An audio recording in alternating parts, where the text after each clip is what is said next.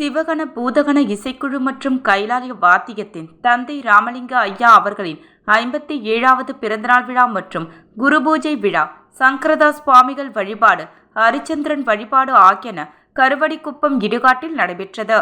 உலகெல்லாம் சிவமயம், சுடுகாடு மட்டும் அவமயமா என்பதை வலியுறுத்தி அழியும் உடலை தகனம் செய்ய மாட்டோம், மற்றவர்களுக்கு பயன்பெறும் வகையில் தானம் செய்வோம் மற்றும் இடுகாட்டில் இருக்கும் ஆன்மாக்களை வணங்குவோம் என்பதை வலியுறுத்தி தனது பிறந்தநாள் விழாவினை முன்னிட்டும் கருவடிக்குப்பம் இடுகாட்டில் ஹரிச்சந்திர பூஜை மற்றும் சங்கரதாஸ் சுவாமிகள் பூஜை செய்து பல்லக்கில் ஏறினார்.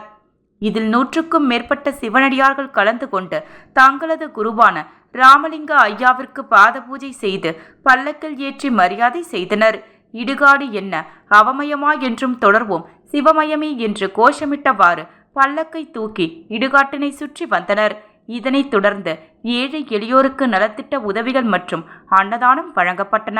இதற்கான ஏற்பாட்டினை சிவகண பூதகண இசைக்குழு சிவனடியார்கள் செய்திருந்தனர். இதில் திரளான பொதுமக்கள் மற்றும் 100க்கும் மேற்பட்ட சிவனடியார்கள் கலந்து கொண்டனர்.